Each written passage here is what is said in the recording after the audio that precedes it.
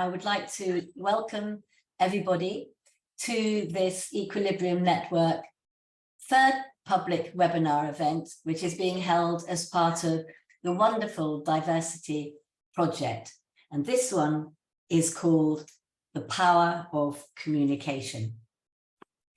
Before we start, I'd like to let you all know that this webinar is being recorded with a view to sharing it with a wider audience. And it will join our first two events, which were entitled Valuing Balance and Women in City Making, which can be found on the Equilibrium Network site. My name is Caroline Cole, and I'm chairing this event, so welcome. I'm one of the founding members of the Equilibrium Network, and we have a specific focus on gender diversity. Our purpose is to enable women to have equal influence in the design and the delivery of the built environment. We are a group of women and men with passion for equality and a wealth of expertise and experience in creating our cities, and today we're delighted to welcome you to this group. Our network includes architects, engineers, landscape architects, contractors, surveyors, policymakers, and urbanists, as well as those working in public and private sector organizations, academia, and institutes. We were conceived in the UK, but our international network is growing. And through events like this, we are excited to be establishing far-reaching contacts and connections. EQN is one of the core members of the DivAirCity Consortium that is delivering a project funded through the EU Horizon 2020 programme. And this event is part of this initiative. The consortium comprises 23 members from academia and public life, including 5 European cities, which are being used as test beds to explore initiatives that release the power of diversity and social inclusion as a means for reducing air pollution and achieving a green urban nexus in climate neutral cities. This focus on diversity and inclusion is at the heart of today's event. We all have our own ways of telling people what we want them to hear, and often these reflect our own ways of learning and of absorbing information, tried and tested ways of communicating that we have developed over time with our own specialist worlds and with the people we know or work with. We use highly specialized and technical language in our written and spoken words. We use shorthand when expressing our ideas and make assumptions that others will be able to follow. We use visual communications that follow rules that only we understand, whether they are Gantt charts or organograms or plans or sections or axonometrics. We use arguments in our calls to arms that might appeal to people like us, but that are very less likely to convince and inspire others from outside of our own limited social bubbles. And yet, as professionals, we are entrusted with a leading role in the design and development of our cities, which are, after all, meant to be for everyone. Ultimately, our success is measured by the people who live in our cities, by their civic pride, their happiness and well-being as they live, work and play, and by their ownership and acceptance of the built environments that are created with our help, for and with the citizens.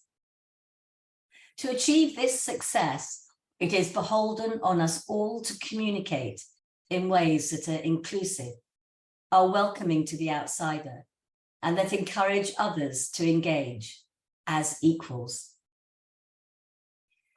Today, we have 4 extraordinary speakers who have each developed very different ways of communicating effectively.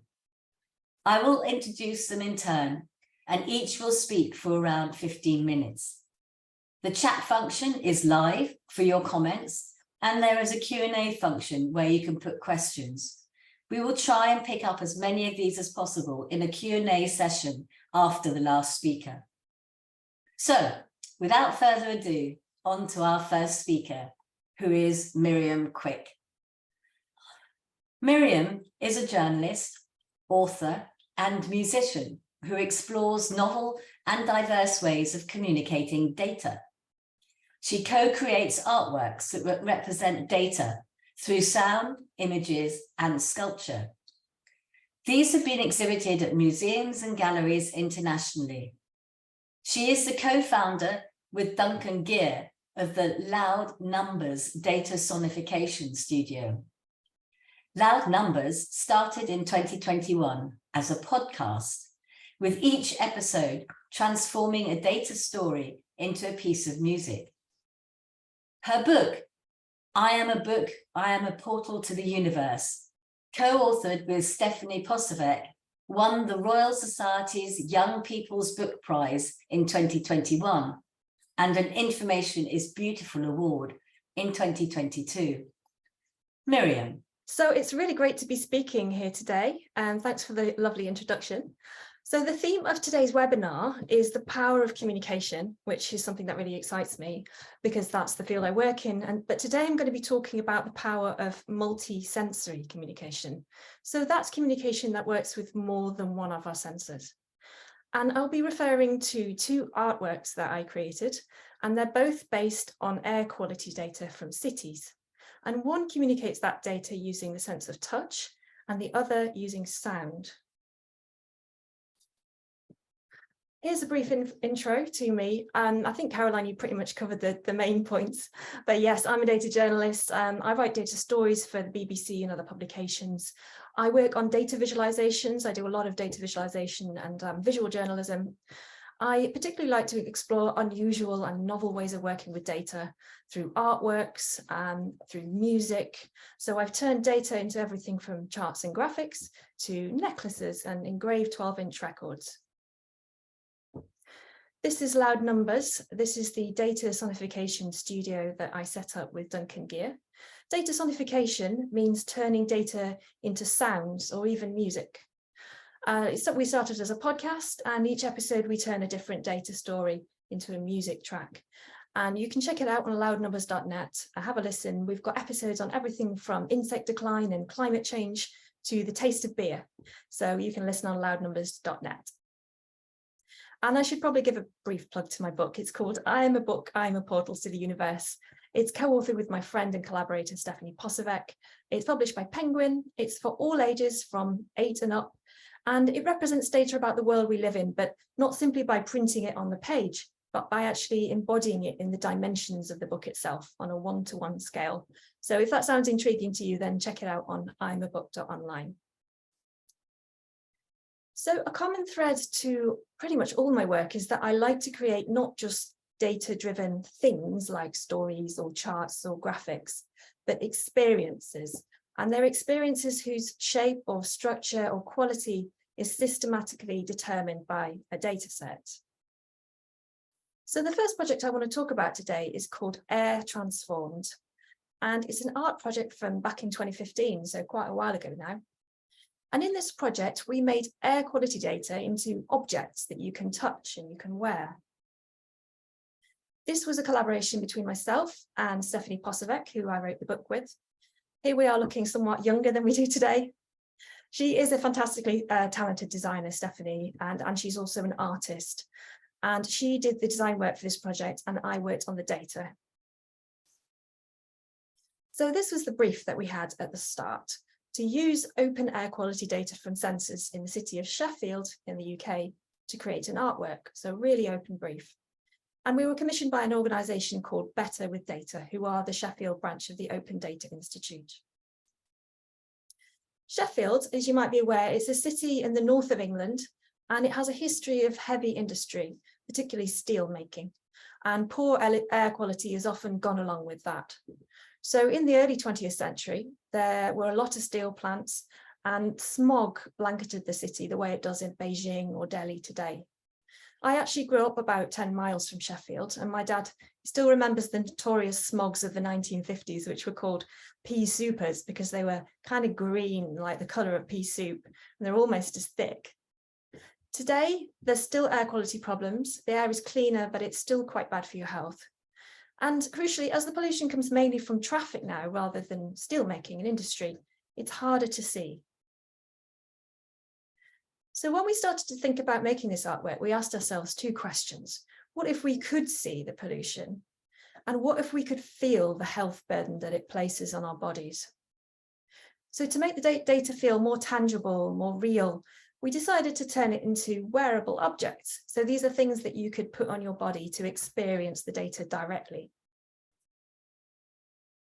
We made two series of objects. The first one is called Touching Air, and it turned the air quality data from Sheffield into 3 necklaces.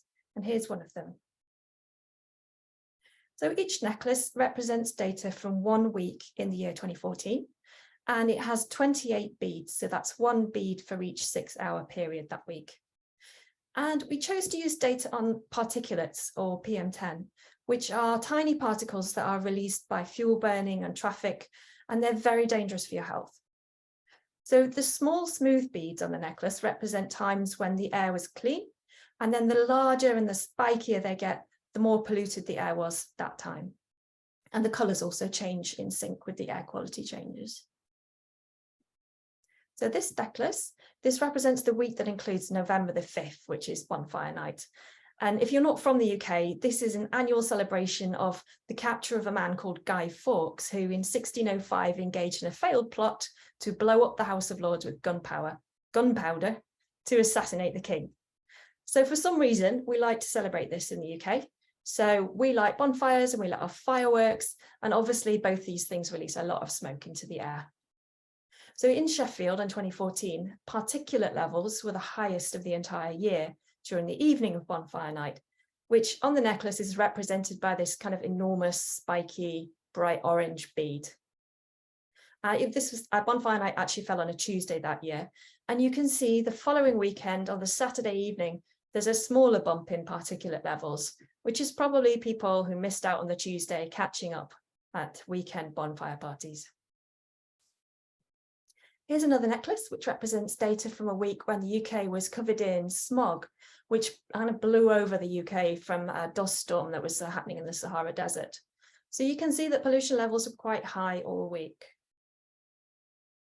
And the third necklace, this covers a week between Christmas and New Year. So in the UK, people are on holiday at this time, they're not commuting, and there's less traffic on the roads. So it makes sense that air quality would be better than normal this week. And you can see that there's lots of these smaller, greener segments here indicating cleaner air.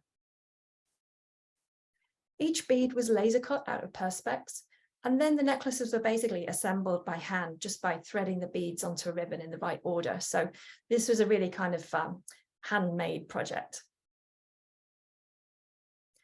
And why is this multi-sensory? Well, because the necklaces, they're very heavy when you put them on. You can really feel them pressing your chest down, and more so in the more polluted weeks. So this really mimics the kind of the health effects that air pollution, poor air quality has on your heart, on your lungs. And you can also run your fingers over the beads to feel them change between smooth and spiky. So their weight and their shape communicate data as well as their visual appearance. And we made a second set of wearables. This is called Seeing Air. And this is 3 pairs of glasses, and each pair represents a single day of air quality data. Each pair of glasses has got 3 lenses, and they have 3 different colors, one for each of the 3 pollutants that we looked at. So these are large and small particulates and nitrogen dioxide. And then the lenses have patterns engraved on them, and they get bigger as the air quality gets worse. And they're also layered on top of each other. So this represents how pollutants combine in the atmosphere. You don't just experience one at a time, you experience a full cocktail. And we engraved each lens with the pollution levels, which is in micrograms per cubic meter, and also the percentage of the maximum daily average for the year. So they're kind of labeled as well.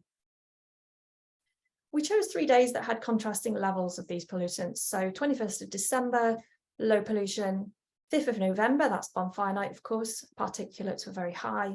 And then 8th of January had high nitrogen dioxide for reasons we weren't sure about, and moderate particulate levels. And when you put the glasses on, the patterns really kind of blur together, because of course they're so close to your eyes, you don't see them as individual patterns. You see them as this kind of haze. And this haze is more pronounced when the patterns are bigger. So on the more polluted days, the glasses are actually harder to see through. It's like looking through smog.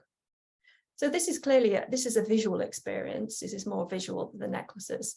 But the goal was really still to evoke the physical experience of hazy vision that might come with living in a polluted city. And perhaps more metaphorically, you could say, well, poor air quality shortens lives and it prevents people from reaching their full potential. So perhaps having blurred vision and being unable to see your future before you is a good symbol for that. So the second project I want to talk about is called Bristol Burning, and I made this last year. It's a sonic artwork, and in it I transformed a year of city air into sound. This was my starting point. In the city of Bristol in the UK, air pollution kills up to 260 people a year. So that's actually 5 people every week. And that's in a city of under 500,000. So it's a lot of people. And most of these deaths are because of particulate matter.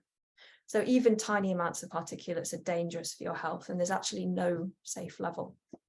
So although most people do know that air pollution isn't very good for you, most people don't know how bad it is, how deadly it is. So I thought, what if you could hear how polluted the air is? Could I turn air quality data into sound? And would this make it feel more real? This was my brief: create a sonic artwork using open air quality data from the city of Bristol in the UK to engage the local community with an air quality campaign. So this was a campaign that was being run between Bristol City Council, Knowle West Media Centre, who commissioned me, and the University of the West of England, who are based in Bristol. The project was called Slow the Smoke and was designed to investigate how wood burner use is affecting local air quality. And they recruited these volunteer citizen scientists from a part of the city called Ashley Wood, which is a diverse inner city area, and it includes some very deprived districts as well as richer ones. It's very kind of mixed. And it includes a district called St. Paul's, which has a large Afro-Caribbean community and a rich musical tradition. And you might have heard of St. Paul's because it hosts the St. Paul's Carnival, which is kind of like Bristol's answer to London's Notting Hill Carnival.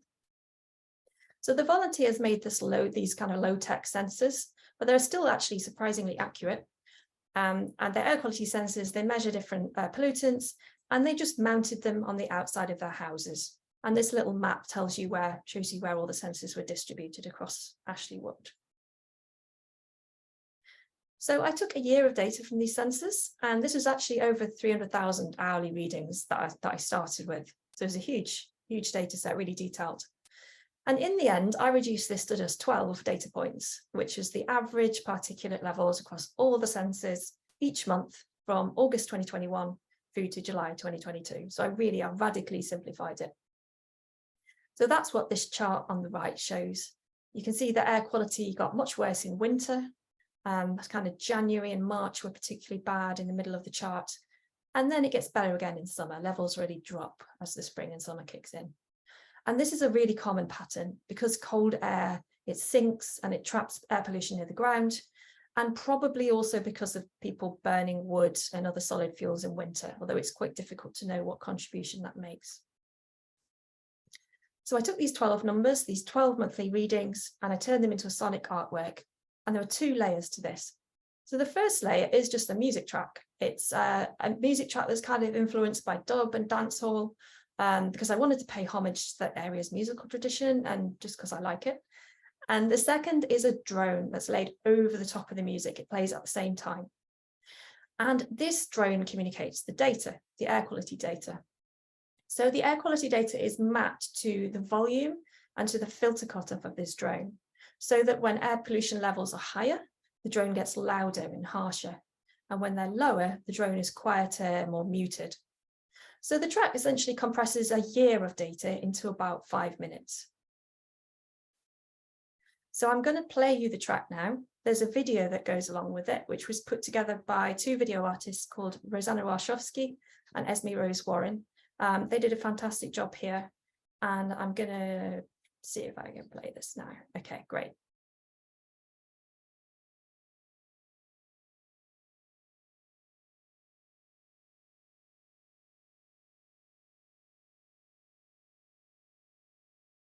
August.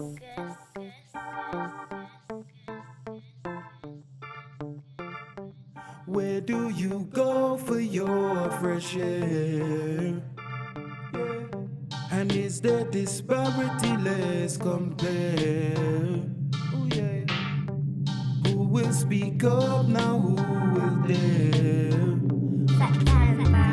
I'm not making it up when level peaks alarm waking them up. Wake up, something's coming. My city's on fire. Say the old place burning from let low close. Potsdam Drive. It's amazing how the people stay alive. Cause it's been paused since day. Since Docklands we play. Now where else can I say? It's the same every day. Sonification data say October. is a problem if nobody sees. You know what I mean. If no one's in the forest to hear the sound of the trees. Spoke to Winston, Sharon, Mohammed and Steve. Told me said the keys them can't breathe. Please, just do me a favor and explain the data in a sound, not words on paper, for the readers to digest it later.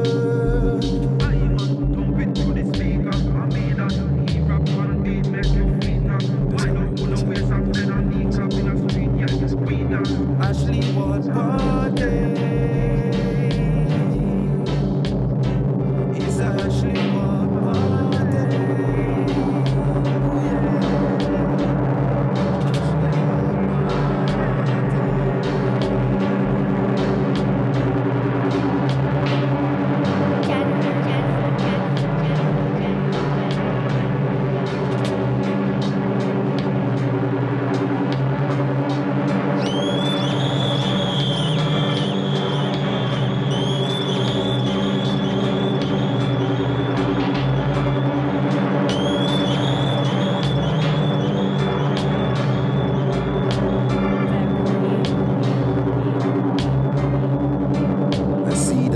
Traffic in the morning,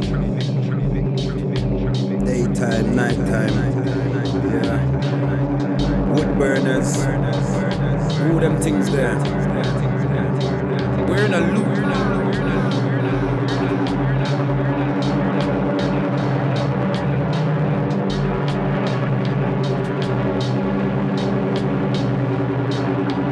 Wood burners.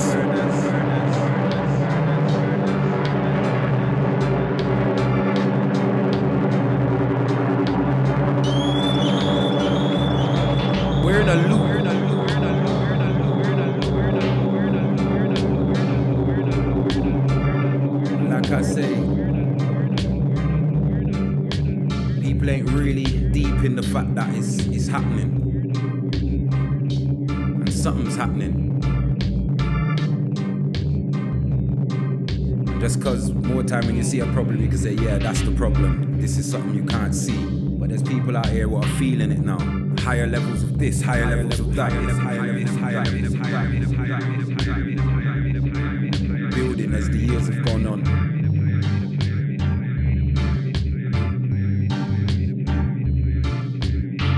Me as one man, what am I supposed to do? Yeah? What's happening on government level, local levels? I don't know, that's the point, I don't actually know. What we really need to do is start having this conversation. Fuel price rising. Skies are falling.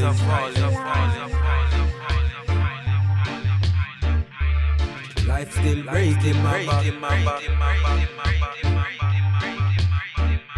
Chest pains in the morning.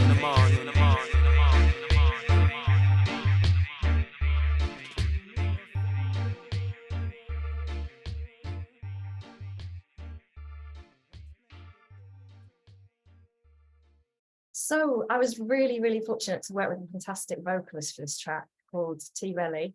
He's based in Bristol and he came up with the vocals and the lyrics. And here we are recording the vocals. You can see he's not in a recording studio, he's in a kitchen. This wasn't intentional. In the building where we were due to record, we turned up and it was the first day of winter and they just turned on the central heating. And there was this like loud background hum in every room except the kitchen. So that's where we did the recording. Mill West Media Centre, who funded the project, they also ran a series of community outreach workshops as part of this Slow the Snow project. And here's one where we invited local people to come along, to listen to the track as it was then, and have a go at making their own sonifications using musical instruments. And on this day, we also recorded people saying the months of the year out loud, so August, September, and so on. So you might have heard them on the track. These are kind of like markers, so you know where you are in the data. So to sum up, I just want to make the case for the power of multi-sensory formats for communicating data. And that's those that go beyond the visual, use touch, sound, even taste and smell. Firstly, they can be more approachable, then they can be more engaging for diverse audiences. And this could include people who might not normally be interested in anything to do with numbers or data. You know, just because they don't consider themselves spreadsheet nerds, or they're put off by the word data, or they suffer from maths anxiety. Multisensory communication can be easier to learn and to remember. So there's some research in cognitive science which shows that when people take in information from many senses at once, and when that information is integrated, so for example, you've got sound and visuals that correspond directly to one another, that change together, they actually learn faster and they remember the content better. So while they're often less precise than charts and graphics, non-visual methods of communicating data can offer a richer, a more emotional, and a more immersive experience. So if you think back to the track that I played just now, did it feel different to listen to the drone versus looking at the chart? Both represent exactly the same set of numbers. And non-visual methods are more accessible to those with temporary or permanent vision impairments. So that might be people who are blind or partially sighted, or it might be those who are not actively looking at a screen at that moment, and that could include any of us. And finally, non-visual methods of communicating data still have quite a lot of novelty value. So it is fun to explore with them, to do something new, to experiment, and it can help you cut through to new audiences. So that's the end of my talk. Thank you so much for listening, and I'm really looking forward to questions later. Thank you so much, Miriam. Wow, what amazing, what a wonderfully fun time you're having, and what an amazing things you're coming out with, and the communication is just fantastic, and opening new doors, which is really exciting. Thank you. So we move on then to our next speaker, who is Emily Horton. Now, over the past 8 years, Emily has helped charities, think tanks, policymakers, investors, and fast-growing tech companies to find their voices. With a background in social anthropology and economics, Emily has worked on national campaigns to tackle loneliness, raise awareness of unaccompanied child refugees in Kent in the UK, and improve social care for isolated elderly people, and to bolster financial literacy amongst millennials. During her time as a financial journalist at Dow Jones, Emily focused her reporting efforts on diversity and inclusion. She profiled female financial leaders, wrote articles about pride in the City of London, mental health and stress in the workplace, sexual harassment cases, and the lack of Black asset management. Alongside this, she oversaw her paper's journalism access scheme in partnership with Speakers for Schools. Emily founded More Diverse Voices while taking part in the postgraduate social innovation program Here, Year, and holds a degree in archaeology and anthropology from Cambridge University.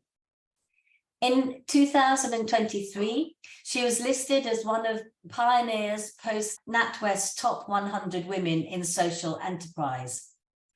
As a neurologically diverse and queer writer, Emily believes that justice, equality, diversity, and inclusion are crucial to creating a society where everyone can flourish. Emily. Thank you so much for the introduction. Hello, everyone. Can everyone hear me? Yep. Wonderful. I'm Emily. My pronouns are she, her, and I am the founder of the inclusive communications consultancy, More Diverse Voices. And I'm going to be talking today about inclusive language. Communication is an essential component of any organization or any relationship we have with any other person, really. It builds empathy, creates communities, attracts the best talent, and influences positive behaviors. But if executed without the right knowledge or intention, it can do more harm than good. It can trigger past traumas, it can perpetuate harmful stereotypes, and it can oppress historically excluded communities. Inclusive language is one tool we can use to deconstruct systems of oppression and power dynamics. It is one way to ensure that those with less power do not have less of a voice. However, one thing I would say about inclusive language is by itself, it can't solve years and years of systemic oppression, but it is something that everyone can access, reflect upon, and improve if they put their mind to it.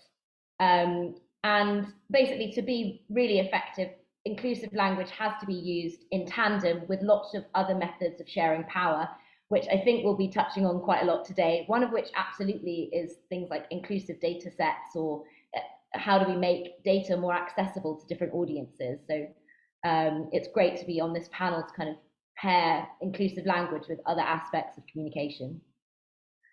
Can we move on to the next slide? Thank you so much. So what are some of the benefits of inclusive language? One of the first ones is that it signals to historically excluded communities that it is a safe space to be themselves. One example of this is by sharing pronouns. And by sharing pronouns, or you, just as I did right at the beginning, said, hi, my name is Emily, my pronouns are she, her. It sets the tone that this is an inclusive space.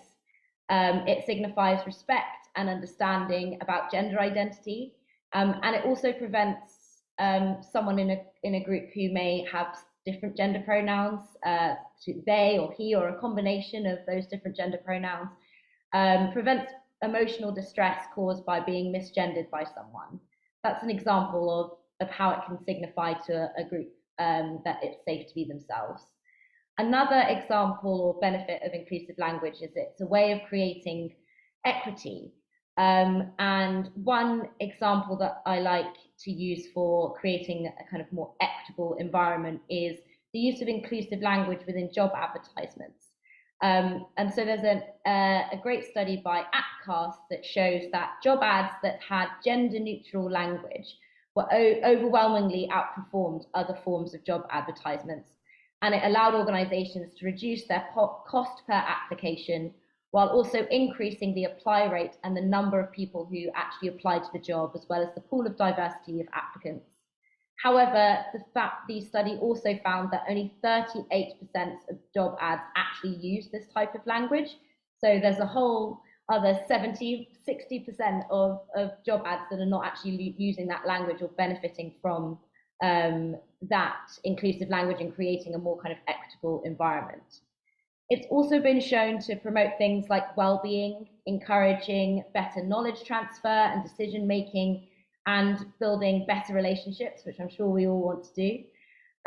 It's also been shown to increase engagement, reach, and impact of content, the things we put out into the world. One example, again, is job ads.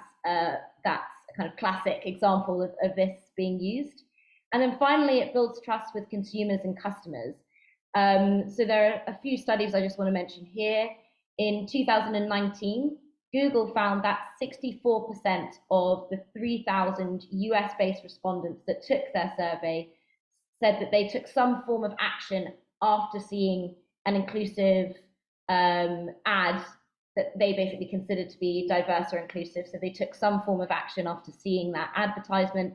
And then the other one is that if brands do not deliver diverse and inclusive representation within kind of their brand work, the things that they communicate with the world, consumers, customers are 25% less likely to consider buying something from an organization as well.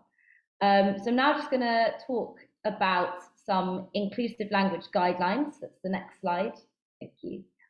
And these are kind of principles that you can take and use in your day-to-day life and apply within your own communication. And it's more kind of a philosophy or an approach. Because I suppose inclusive language and inclusive communication is actually changing and evolving constantly. So it can be difficult sometimes to set very rigorous rules around some of this stuff. So it's more an approach and a mentality that you can adopt yourselves when it comes to this. So the first is that language isn't just about inclusion, it's actually about power as well, and the redistribution of power within to different groups of people. The second is that definitions are constantly evolving and changing. So it's really important that we keep on learning, that we keep open to the fact that language and communication changes over time. You know, just it feels quite a while ago Brexit wasn't in our like dictionary, but now it's something that we use each day. Each year, new words are added to our roster of words. So it's really important to remember that things are changing, things are moving, and therefore it's important to keep on learning and keep on being open to this. The next is to never assume and to always check.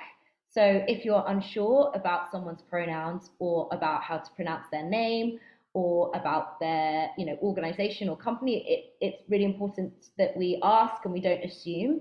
Though I would say even better than asking is to create an environment where you don't have to ask. You've maybe filled out a form that people can say these are my pronouns, or you have kind of created an environment where we don't need to ask questions, because actually by constantly asking someone, that can be difficult for someone as well, because they'll constantly have to explain themselves. So creating environments where it's just the norm is super powerful as well. When it comes to writing and writing copy in particular, being as specific as possible. And this comes kind of at a cost sometimes, but it means that even if it means basically writing less catchy copy, it's maybe less exciting, it uses more words, but actually it's more inclusive because it's being as specific as possible, and not kind of using acronyms that maybe people don't understand or homogenize groups into kind of this big mass. Another is to avoid stereotypes, avoid slang, and avoid idioms. The other one is to forgive yourself. So we will make mistakes when it comes to this stuff, and that is okay.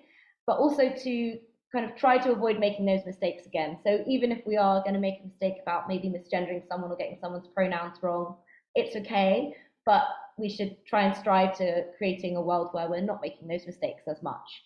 And then the final is to try to create space and an environment, a psychologically safe environment where people feel like they can actually correct people or put their hand up and have a conversation about something, and basically allow themselves to put their hand up and be like, oh, actually, I would prefer if you said X, Y, Z instead of Y. And that being said, I've got some quick changes that you can make to your language now, that inclusive changes in your day-to-day life that could be used. These might change in the future, but for now, these are some good suggestions. The first is hi guys can change into hi team or hi all. BAME, either say Black, Asian, minority, ethnic, or use the term global majority to be more inclusive. Girl, change into woman, as the term girl can be infantilizing. I sometimes call a group of women or a woman a girl, and actually, that's you wouldn't do that. You wouldn't call a man a boy in that way. Whitelist or blacklist to a safe list or a block list, as these kind of within this context, white is implying that it's good or better, and blacklist is in some way implying that it's bad or worse. So just shifting that language towards something that is just safe list or blocked list. And then the final is men, women, both genders or opposite genders could be changed to regardless of gender or all genders to be gender inclusive. And now I'm just going to talk through 2 different examples, which is the next slide, of inclusive policies, inclusive language policies in action. So the first is that the BBC committed to avoiding the use of the acronym BAME, the catch-all term description for Black, Asian and minority ethnic people, in order to provide better representation and boost diversity by acknowledging the unique experiences of people from different ethnic backgrounds. And then the retailer M&S introduced pronoun badges to staff so they can display a combination of the pronouns that are right for them. And we've got one more slide, and this is something that you might want to test out yourself. It's called WittyWorks, and it is essentially a kind of Grammarly for inclusive language. And it sits across your work, and it picks up on and gives you suggestions on how to improve the words that you're using. I think it's available in German and in English. It's a German company, and I just think it's really worth just having a play around with, and just to see some of the kind of things that you may have internalized, or the way that you write, and just a very practical way of thinking about inclusive language. So have a go and see what comes up for you. And if you learn anything, that's really cool. So that's me for now. I really enjoyed this. Thank you so much for today. I'm sure that we'll have lots of questions at the end. But thank you so much for your time. Thank you so much, Emily. That was amazing. I love the idea of the WittyWorks. That sounds fantastic. We move on now to Moiwa Oki. Moiwa is a senior architect at Mace Limited and was elected as president of the Royal Institute of British Architects from 2023 to 2025. So is about to embark on that daunting task. He was elected on a campaign to speak up for the future, promote inclusion through transparency, and to embrace digital culture. As an architect at Mace, he is focused on technology and innovation, working on modern means of construction projects.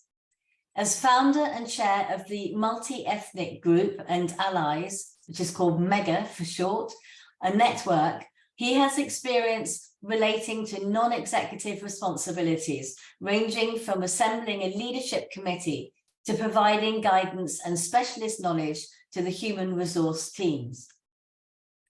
Throughout his career, Moiwa has worked on large-scale infrastructure projects such as HS2 Euston and the North London Heat and Power Project, both in London in the UK. He enjoys working with public estate clients with a strategic mission to revitalise cities using design on schemes with an ambition that is greater than the project teams. Over to you, Moiwa. Right. Hello. Thank you so much, Carolyn, for that wonderful introduction. And it's a pleasure to be here, privileged to share this occasion with you and the rest of the other contributors, panelists. As Carolyn said, my name is Moiwa, president-elect, and in September, I'll become president of the RIBA. And as an incoming president of the institution, the architecture institution, my goals are to nurture a thriving, forward-thinking architecture community, drive environmental justice through climate action, and ensure that we as a community, our cohort, engage with the next generation voices in a more meaningful way. So today I'm going to talk about, talk about this idea, a concept at the heart of my challenge to the institution called productive disruption, and it's linked to empowering a more inclusive and powerful message and communication message. I'll be talking about it in these 5 different outlines, summarizing, going from who I am, where I come from, what I mean when I'm talking about this concept, productive disruption, some highlights and outcomes, followed by a call to action. Okay, who am I? I grew up wanting to be a superhero. Spider-Man, Batman, and somewhat Simba. And I know Simba isn't a superhero in the sort of more obvious form, but he had to overcome some challenges and find who he really was. And but most of these the names I've mentioned have one thing in common, which is they're somewhat ordinary folk, but have to have extraordinary powers. Oh, okay. Also, who am I? I have two identities. One is Nigerian and British. I was born in Nigeria and I was raised and grew up in London, England. So I have an international outlook, and there is that sense of having the two space living and having that two shared identities. I know how how not taking action can affect society, or inaction can affect society, because there are two contexts that have more of a that resonate with me and have an impact on the way I live. Who am I? In more definite terms, president-elect. I'm an architect. I'm an Arsenal fan, and my mastermind specialist subject would be Arsenal from 2000. Arsenal from 2002 to 2004, because I think that was the year I watched all the matches and know everything that happened that year. So let's move on to the main crux of this conversation. So I'm going to focus on a single transformational project. It's still ongoing, so I don't have any results. The results are pending, which is about taking over the rebirth, as you can see on the right-hand side.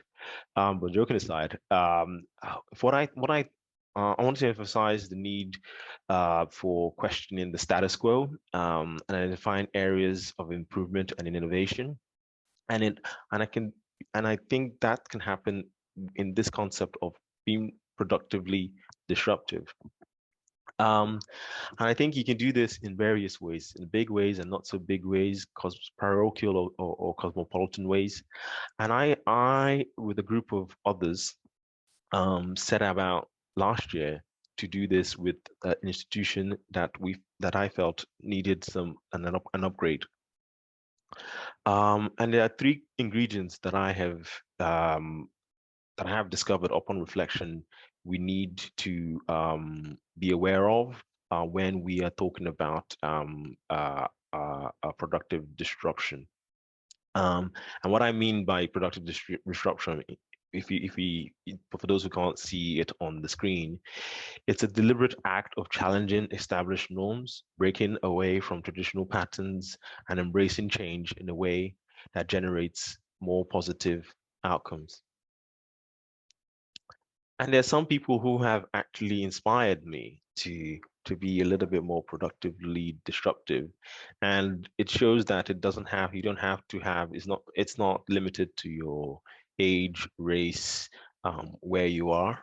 And Greta Thunberg, when I saw that she actually galvanized and collaborated with a whole cohort of people all around in her local community, but all around the world, to actually fight for an issue that she cares deeply about. I thought also I have some agency to make that happen. And these three things are passion, plan, and purpose. I think the confluence of these three, on understanding these three, equals in some way productive disruption. Because the plan is a tactic, the purpose is the reasoning behind, that intellectual reasoning behind what you're doing, and the passion is the emotion, the fire in your belly that drives you to do the things that you want to. And why not two or one of them? Because with passion and plan, you get action, but why are you doing it? You don't know the why. With passion and purpose, you have action, but you don't know how you're going to do it. And with plan and purpose, you have action, but really no one cares. And I think for me in this conversation about purposeful disruption, there's a need for a collaborative co-design method of delivery. And that's what I did. So I asked myself a why question. And my why question got influenced by a scene from Alice in Wonderland. For those who don't know Alice in Wonderland or aren't a fan, it's a 19th century English novel by Lewis Carroll. It's about a young girl named Alice who falls through a rabbit hole into this sort of fantasy world with lots of creatures. I think she's on psychedelics, but it sort of turns questions on its head, and a key scene helps me sort of make sense about my why, finding my why. And for those who can't see it, it's this scene where she asks the Cheshire Cat, which way should I go? And the Cheshire Cat responds to her, says, that depends on where you're going. And she says, I don't know where I'm going. So the Cheshire Cat asks her, then it doesn't matter which way you go. So she needed to understand why she needs to go in a particular direction, and until you understand that why, it doesn't really matter where you're going. And that sort of resonated with me, and sort of spurred me on to understand what it is that I'm interested in and why I want to do the thing that I want to do. And my why was to firstly bid for a drama-free a leadership role within the institution or profession that I am part of, and like I said earlier, to engage with the next generation voices. And we live in an era of technology and globalization, and there's shifts in the way we communicate, and with a collaboration of young up-and-coming next generation lobbyists within the profession, wrote an open letter because we wanted an architecture profession that was aspirational and that brought in that cared for the plight of young workers coming through the system. And that's what we did. The how we did it, we wrote a letter. It's a little bit more less glamorous, but the letter was the structure that gave us a calling point, a single a pivot point that everyone could use to ensure that the messaging was clear and everyone bought into the issues that we wanted to talk about. It explained why, the call to action, and what we were proposing to do. And what did I do? I stood for the president with the grassroots campaign with the lobbyists to tackle these three key issues. And I won, and I'm here. And those three key issues were very clear to see. One was overwork culture. There was a trending case about it. The second was let's go back. Actually, I should have. Second was about climate literacy and transparency in the work that we do there. And the third was the embracing of digital culture in education and practice. And what we did was we inhabited these things that these objectives that we wanted to see. So the process of deciding on who should be the head or the spokesperson of this campaign was done in a collaboratively designed and done in concert with the group. So 4 people put their names forward, and we argued the issues. And the issues were co-designed as well. The three issues that I talked to you about earlier, the 3 objectives were co-designed, and everyone could easily coalesce around those three issues. We also embraced the digital platform, because part of this work was done when we were in the sort of halfway in, halfway out between lockdown and not lockdown. And the challenge that I had to overcome here was being present online. I don't have I find social media as a tool, but the concept of it is somewhat unrelaxing for me, and I like to keep the personal private. But I knew and understood that that to embrace the digital, leverage digital communities and tools would maximize an outcome. So I went through that. But then the outcomes is that sometimes when you do something together, collaborate, and take a gamble, it pays off. And you get to be on national newspapers, or in being a part of a question in an exam paper, or be part of a roundup of like highlights of things that happened in the year, in podcasts and things like that, or even more importantly, you are on like slide decks with sharing the screen with Naomi Klein. So I think there is that power of doing things together, agreeing on a particular framework for discussion, and incorporating the 3 things that I talked about: the passion, the plan, and a purpose. And just to summarize, when I did this, I didn't really know what I didn't really know if it was going to be successful or what the future held. And in reflection, there's a quote that sort of encapsulates the process that I went through. It was, you can't connect the dots looking forward. You can only connect them looking backwards. So you will have to trust that dots will somehow connect in the future. And that's what I think is the underpinning of a productively disruptive mantra. Thank you so much for listening.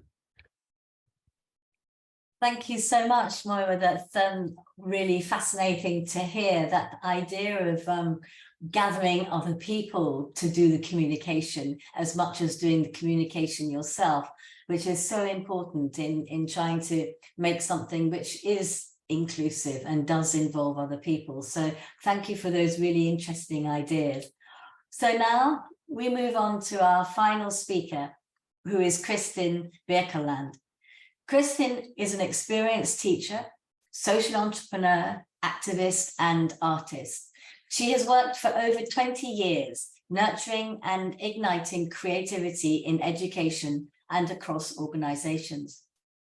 As a graduate of Castellón leadership program, she has served as former team leader and coach at the school, and is recognized for her expertise in building strong learning cultures. She developed a course called Powerful Presence, where she empowers participants to unlock their leadership voices with joy and courage and find more freedom in expression. Kristin is also co-founder of the NGO Citizens Change, or Saga de Samla, which has become a national point of reference in Denmark for the innovative potential of citizen mobilization. Her work brings together citizens who dream of a better future and equips them to become active shapers and shared problem solvers in their community.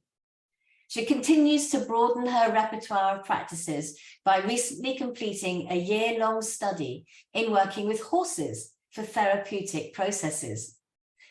Kristin is an exhibited artist and offers art-based coaching. Kristin, over to you. Now, I can start again. Thank you so much, Caroline, and thank you for the beautiful introduction, and thank you, Miriam, Emily, and Muyavi, for your presentation. So enriching. Thank you so much. And actually, I would like, if it's possible, for all of us to be unmuted for a little while. Would that be possible, Adele? I think we can unmute the speakers, but we cannot unmute the audience. Okay, so just unmute yourself for a little moment. Okay. And just say with me, just breathe in and breathe out. Ay, ay, ay, ay. Once more. Ay, ay, ay. And look around you. Look around you where you are. And see if there is something far away from you that attracts you and that nourishes you just for a second. I see a big tree where I'm sitting.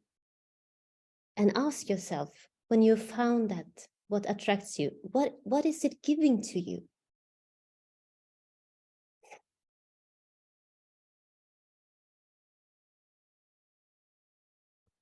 And just hold that for what it's giving to you.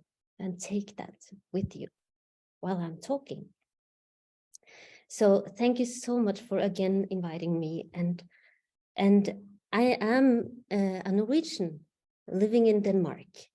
So I have a Scandinavian approach and to look at in the world. And I really would like to read a poem for you. Let's see. I cannot shift my slides either, Adele. So if you can switch it for me. Thank you. This painting I have painted in 2018, and it's called Honey, I'm Home. Honey, I'm Home. And it's inspired by a Norwegian poet. And I would like to read that poem for you. So just relax and try if you can receive my words. And I tried to do it in English. And I hope the poet doesn't mind. His name is Hans Bjørli. Here it goes. It is necessary in this our troubled world of so much longing for home and so much homelessness to find housing in oneself, to go into the darkness and brush the soot of the lamp so that people can get a glimpse of the light that shines in your inhabited eyes. So that was the poem. And I really believe that we can create homes for each other when we speak and when we communicate. We can create a home for each other so people can relax and people can enjoy themselves together.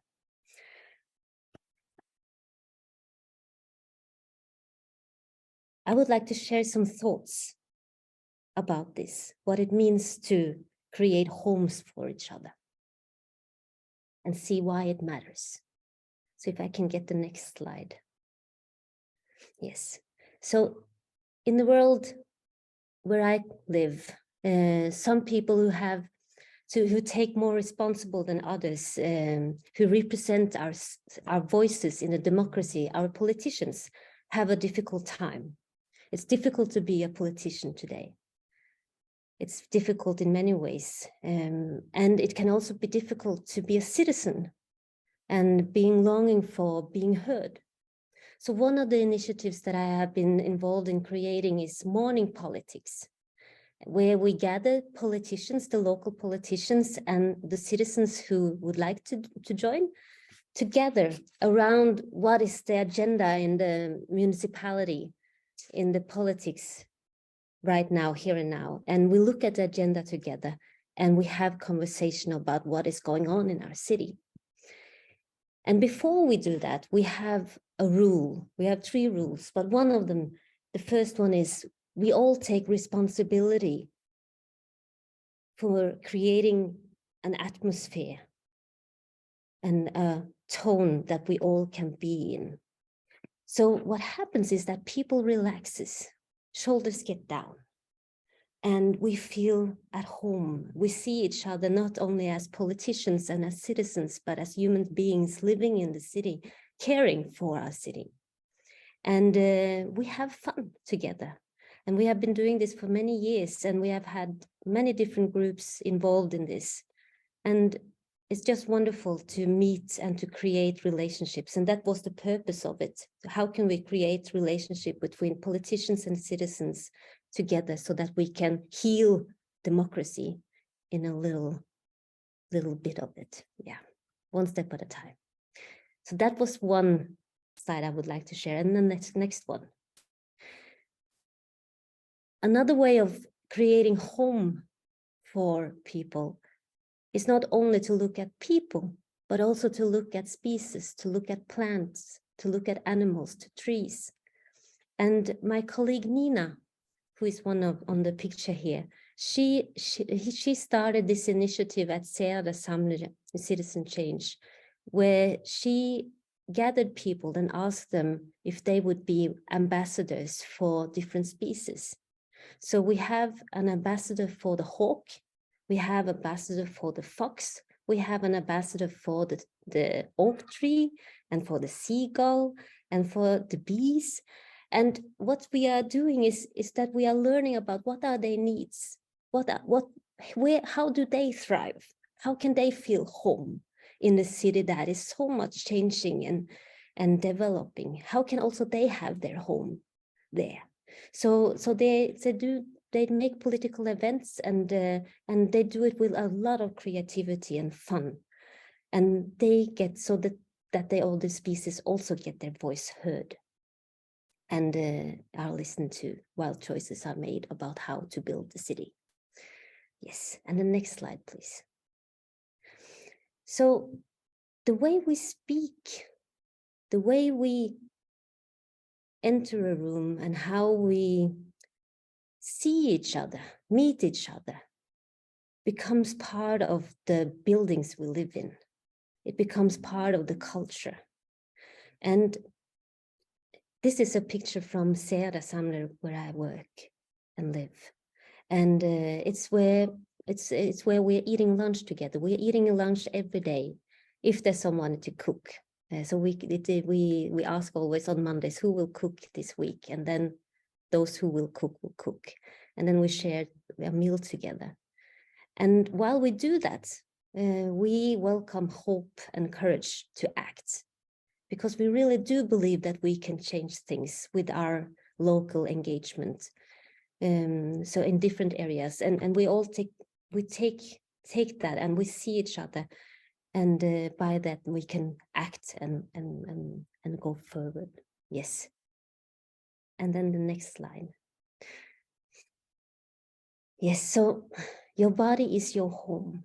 And when I teach at the Powerful Presence, I think the key to being able to hear your voice is through your body, to feel safe in your body, to really feel that you have toes, you have fingers, you are movable, you can stand like a tree while speaking, and feel that calmness. And when you feel that calmness, you actually also help others to feel calm. And it's much more important to connect than what you say.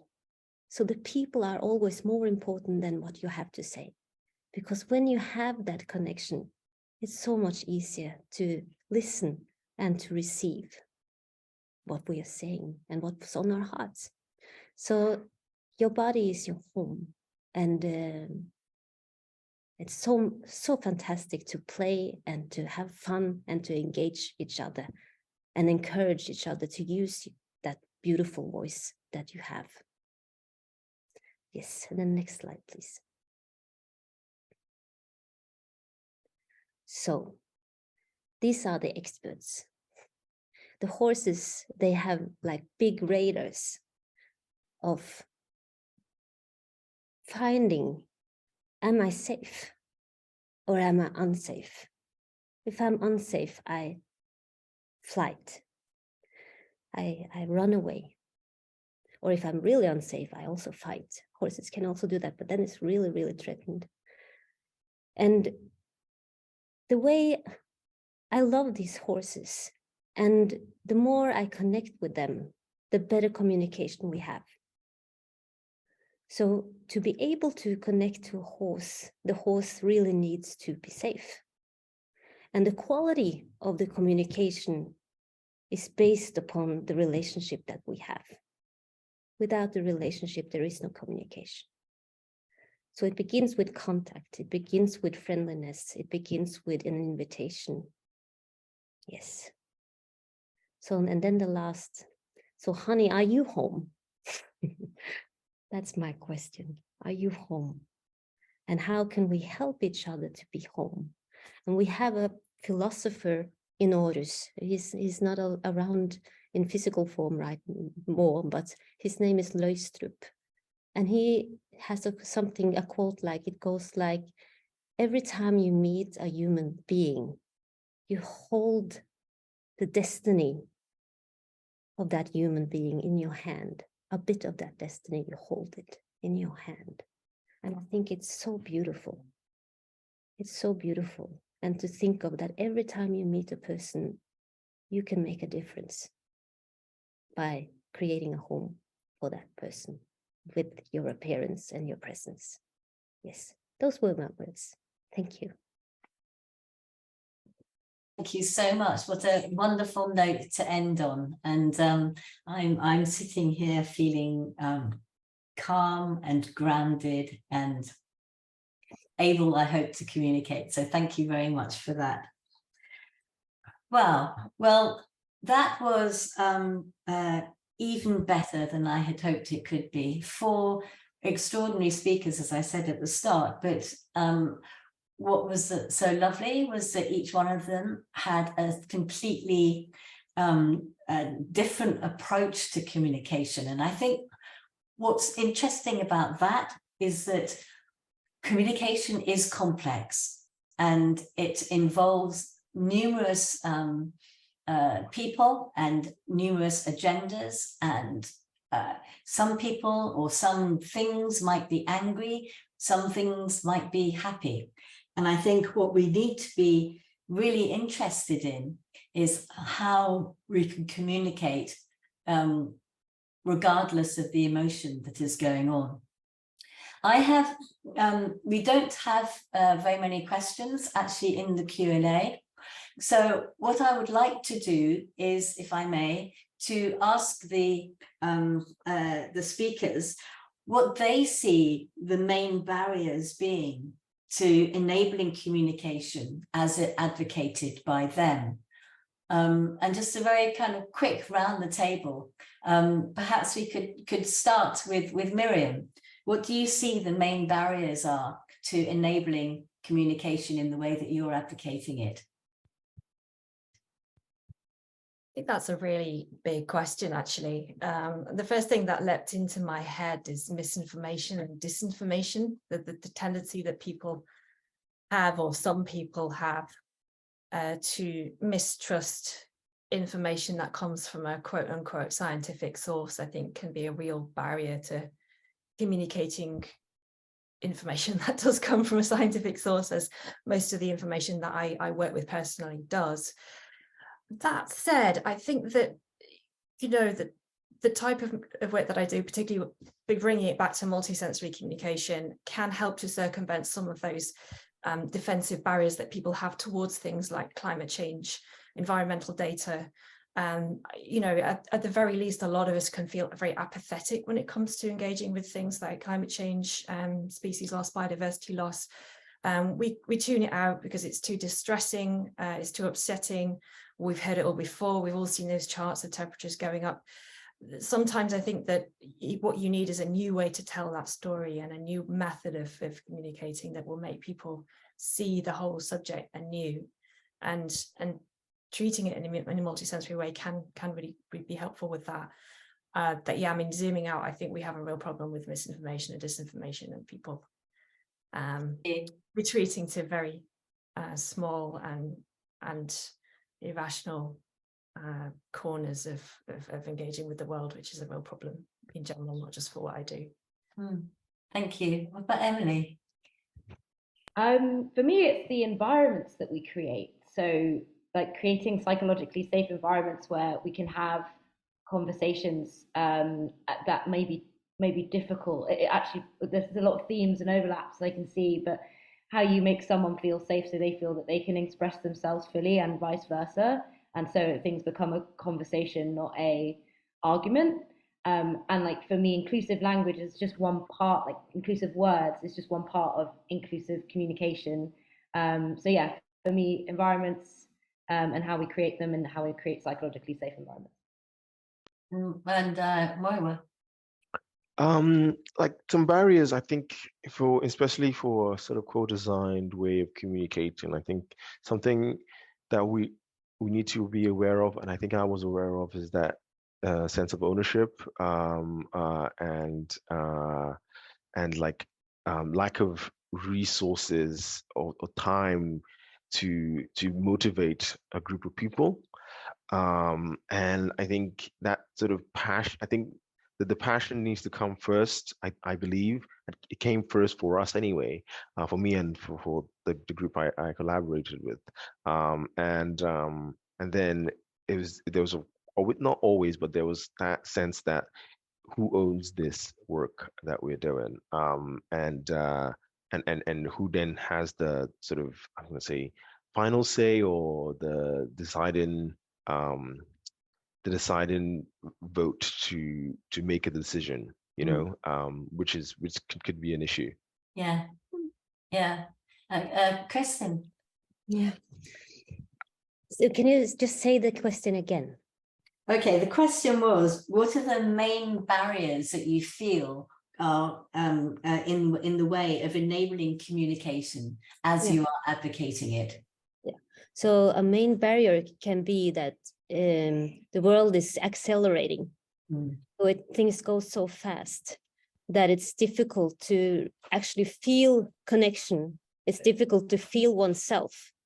So I think it's so important to create more poetry, to create more, to imagine more, and play more. And there's so many people who are numb, who feel like this world is going crazy, too crazy, and that doesn't feel that they can do anything. So actually to be able to meet each other in that pain and give hope to each other, because we don't know the future now, but we can do what we can do from where we are. So this social engagement and poetry and yeah, so that we can feel each other. I really love to hear what the other panelists are saying, also this with making jewelry, because then it becomes tangible, it becomes something we can feel, and we need to feel each other. We need to feel the challenges we have, and we need to invite those voices who are not heard. One of the we have a question from our audience, which is, can people give an example of a communication moment that could have gone better, where something went completely wrong? I don't know who would like to pick that up first.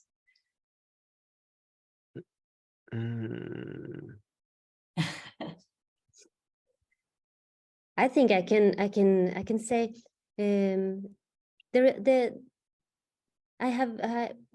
it's also this, how can we be vulnerable together?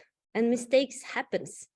So it's just wonderful when there is a crack, you know, like Leonard Cohen has said, and we have heard so many times, that there is a crack in everything. That's where the light comes in.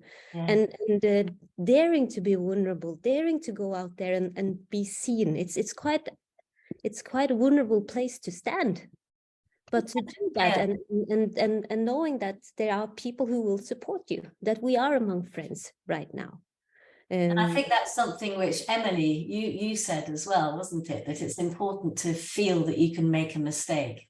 Yeah, and just building on that, I think like a framework or a methodology that I think have anyone ever heard of nonviolent communication?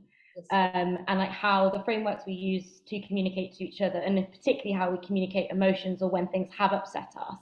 Yeah. Because I think that's an example of where communications break down, is when we're trying to communicate something and we're also trying to deal with our emotions. And there's using a nonviolent communication structure is a really useful framework, and also active listening. So one of the most powerful things you can do when you're having a communication with someone, particularly when they're expressing their feelings and emotion, is to actively listen and to reflect back what that person has just said. And that is one of the most amazing things, because it signifies in that moment that you are listening, you're trying to understand, even if you don't fully understand, but you have listened to what that person has said. And that for me has diffused, or has enabled and allowed me to have some of the hardest conversations I've ever had in my entire life, and feel comfortable and empowered to do so, and also create space for the other person to also do the same with me as well. That was, yeah, what I would say about that. So what is the non-violent framework then, communication framework? So it's when you say you're really, really specific about something. So you go, when you do X, it makes me feel Y, list emotion. And you have to, it can't just be like, I'm upset. It has to be because you've done this. It's like, when you use that word, it makes me feel anger. And then it becomes really, really specific, and it becomes less necessarily about like the person and their whole, that they're wrong, or that something that they've done is horrendous and they're an evil person. It's like, that specific thing has upset me and this is why. And then when also you're that specific, I think it also allows you to be like, how can I do better next time? Like, what's the specific things that I can work on to help you? So I would definitely look it up. It's I'm probably not doing it justice, but it's a really useful framework. Nice. While we're talking about frameworks, I have a question here from the audience, which is one for you, Moya, which is, what is a framework or a helping hand to finding your why? Oh, wow. That's a good question. And I should have expected that. I think that sort of openness to finding what drives you. And like when I explained it in my slides, I think I learn very much from watching things, like shows, movies, like YouTube videos, really. I don't know who doesn't really. YouTube videos is the thing that teaches us most things, right, nowadays. And I take a purposeful step in like the nourishment, like the diet, what I'm watching and listening to, because I always find it is very helpful to like understand myself, try to draw back parallels between the character that's been, the story that's been told on TV or on radio or on a podcast with myself. And I do that consciously, and I put it potentially subconsciously too. And all that sort of like, it's that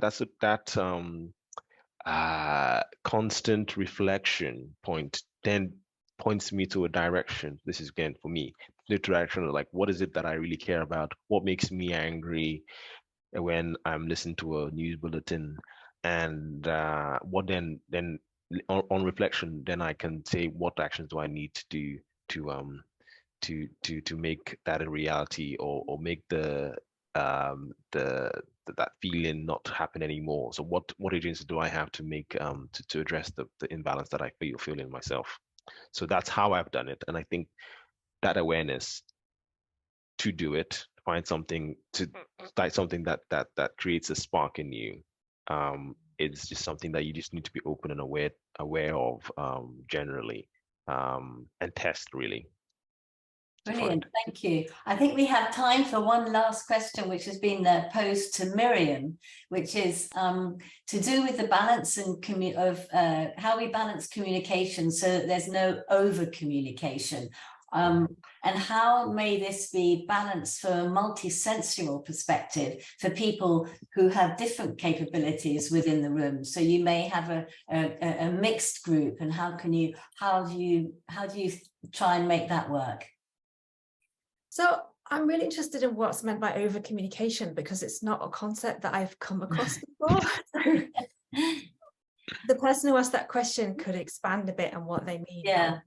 I think that maybe the focus of your answer might go around the idea of having people with different capabilities in a room.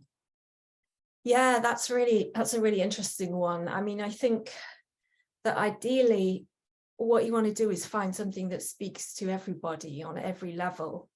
And, you know, I think that sometimes it's possible, if you know a lot about a topic, let's say, to believe that you don't want to engage with it in a simple way because it can feel simplistic. And I've always tried to be an advocate of things like plain English and keeping things as simple as they can be to make the point, so that as many people as possible can engage with them. And also because I think that even people who have a lot of knowledge in a particular area appreciate being spoken to plainly and without jargon and without unnecessary technical terminology. And that's always something I've striven to do, because it just makes it easier, quite apart from anything else, but also it is inclusive and it doesn't exclude people because they haven't got familiarity with the topic area. So that's something that I always strive to do. But when it comes to people who've got different sensory needs, I think that's also very important to bear in mind, that I always try and make the work that I do as accessible as possible. And yeah, it's always something that I'm aware of, particularly when I'm working with sonification, which is something that is very helpful for people who are blind or partially sighted. And it's something that I'm really keen to work on more, is like exploring how that can be helpful for helping people from those audiences understand data in a way that makes sense to them. You know, you can do things like audio charts, very simple sonifications that simply map the numbers in the chart to pitch, for example, so that as the line goes up, the pitches go up. So somebody who can't see can actually engage with that chart directly. So I think that's really exciting, you know, working in that area. Thank you, Miriam. And I think we have run out of time, and I think that's a really lovely note to end on, actually, that idea of simplicity, because simplicity does enable and does give access to a broader audience as possible. So I think that's a lovely ending to what to me has been the most inspiring hour and a half that I've had in an awfully long time.